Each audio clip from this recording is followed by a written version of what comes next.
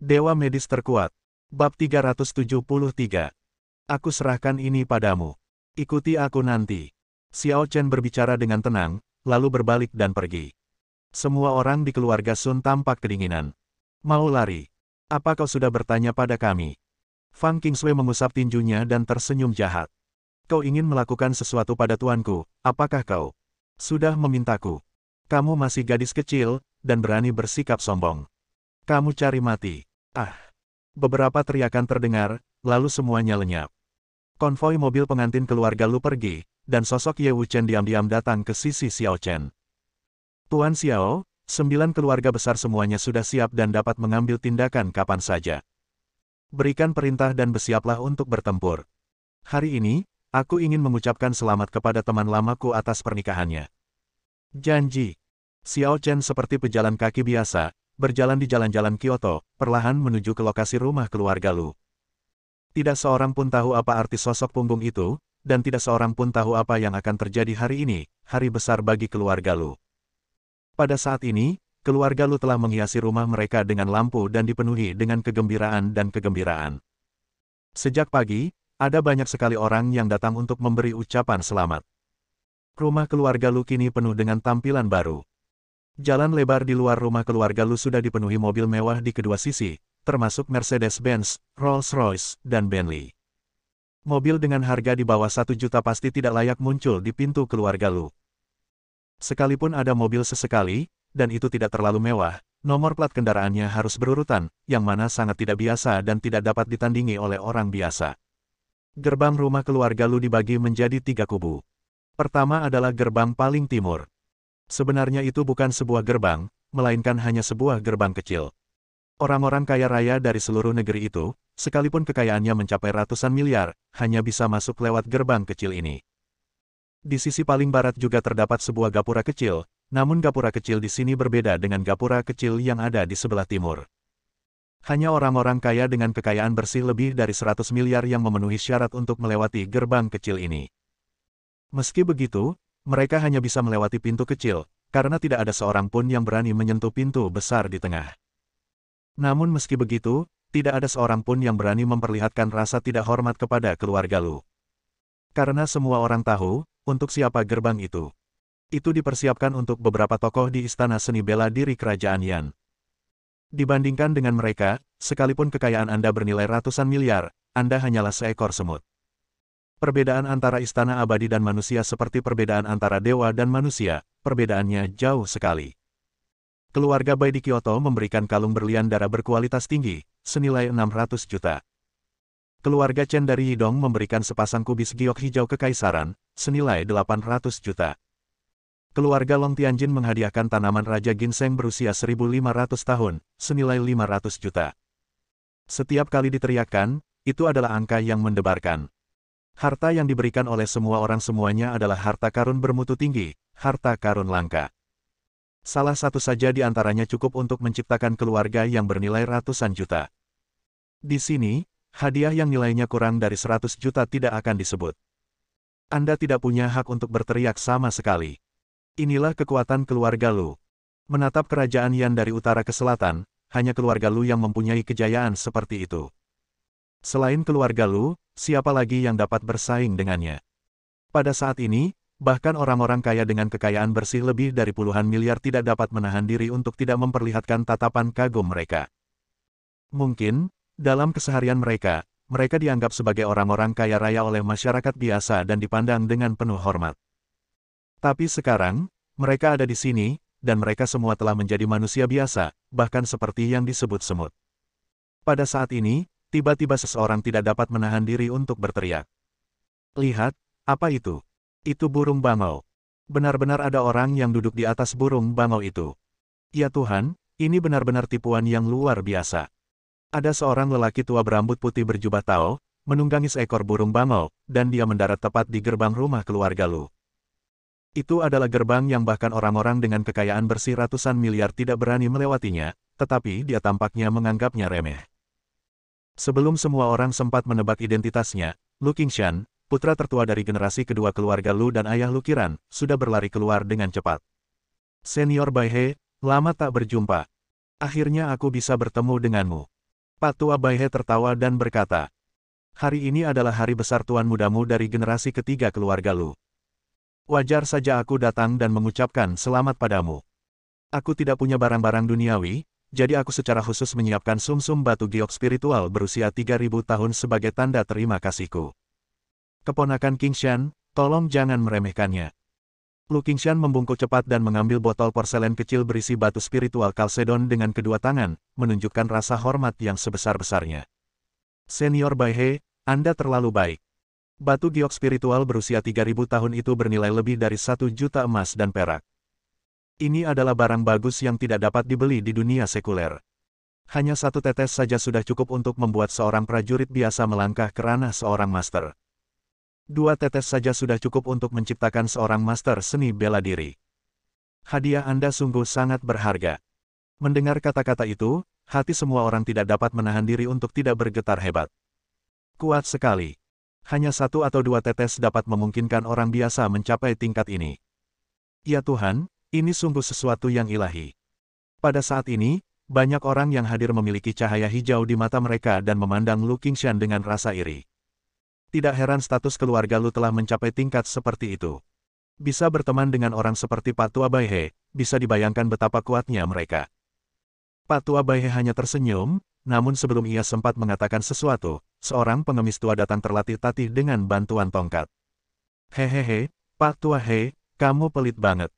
Kamu cuma ngasih dia sebotol kecil batu giok spiritual berusia 3000 tahun dan menyuruhnya pergi. Benda ini, di rumah peri batu spiritual tempatmu berada, kurasa hanya bisa dianggap kualitas sedang atau rendah, kan? Kalau kamu mau mengambilnya, kamu juga harus mengeluarkan sesuatu yang bagus, seperti batu giok spiritual berusia 10.000 tahun, itu lumayan." Ketika semua orang mendengar lelaki tua itu berbicara, mereka tidak dapat menahan gemetar dalam hati. Dan lelaki tua Baihe berkata sambil tersenyum, "Pak Tua Hong, kau sangat bodoh. Istana abadi bukan milikku seorang. Apa kau pikir aku bisa begitu saja mengambil barang-barang bagus itu begitu saja? Tapi kau, pengemis tua, hadiah apa yang telah kau persiapkan untuk keluarga Lu?" Pak Tua Hong terkekeh. "Aku tidak punya banyak persiapan. Hehe, pil kebangkitan. Selama tubuh tidak membusuk, bahkan jika sudah mati, ia dapat dihidupkan kembali. Bagaimana benda ini dibandingkan dengan sumsum batu giok spiritualmu yang berusia 3000 tahun?" Ketika semua orang mendengar ini, mereka begitu ketakutan hingga gemetar. Mengerikan. Menakutkan sekali. Apakah ini yang disebut orang dari Istana Periwulin? Hanya gerakan biasa dapat menghasilkan sesuatu yang dahsyat. Tidak heran keluarga Lu dapat mendominasi dunia sekuler. Dengan kekuatan sebesar ini, siapakah yang dapat menandinginya? Bab 374. Terlepas dari lelucon dari Pak Tua Hong dan Pak Tua Baihe, Lu Qingshan sudah tertawa terbahak-bahak. Keduanya adalah tokoh terkenal di dunia seni bela diri. Sekarang mereka bisa menghadiri pernikahan keluarga Lu, itu adalah kehormatan tertinggi bagi keluarga Lu. 2 orang senior, silakan masuk. Keluarga Lu telah menyiapkan tempat duduk yang elegan untuk kalian di istana. Baiklah, kalau begitu, terima kasih banyak. Senang bertemu dengan Anda, 2 orang senior, silakan.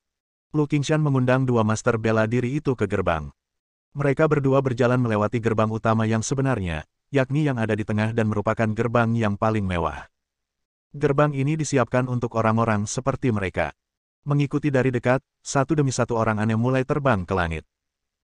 Ada kultivator pedang yang terbang sambil membawa pedang, ada lelaki tua yang melangkah di atas awan keberuntungan, dan ada kultivator yang menunggangi labu, sapi hijau, dan sebagainya. Secara umum, mereka semua bervariasi, tetapi yang paling penting adalah mereka bukanlah orang biasa. Setidaknya, metode itu bukanlah sesuatu yang dapat dilakukan oleh orang awam. Ini membuat semua orang semakin menghormati keluarga Lu. Bagi keluarga biasa, sebesar apapun keluargamu, ketika menikah, yang diundang hanya sekelompok orang kaya saja, paling banter, yang diundang hanya beberapa orang pendekar dari dunia sekuler saja. Ini adalah dunia yang jauh dari keluarga Lu. Itu terlalu jauh. Tidak mengherankan, selama ratusan tahun sejak keluarga Lu diwariskan, tidak ada seorang pun yang berani menyentuhnya. Setelah berlangsung sekitar 1 jam, para tamu berkumpul dan rumah keluarga Lu sudah penuh sesak dengan orang. Dan pada saat ini, iring-iringan yang bertugas menyambut sang pengantin juga melaju. Melihat prosesi pernikahan itu, masyarakat mulai resah. Lihat, Pengantinnya sudah datang. Arak-arakan pernikahan telah kembali. Lihat, saya sangat iri. Dengan begitu banyak mobil mewah, hanya keluarga Lu di Kyoto yang bisa mendapatkan perlakuan seperti itu saat mereka menikah. Putri tertua keluarga Sun di Yinan pasti telah diselamatkan oleh seorang bodhisattva di kehidupan sebelumnya. Kalau tidak, bagaimana mungkin dia bisa seberuntung itu dan menikahi putra tertua keluarga Lu? Ah, mulai sekarang, dia akan terbang ke pohon dan menjadi burung phoenix. Yang bisa kita lakukan hanyalah iri padanya.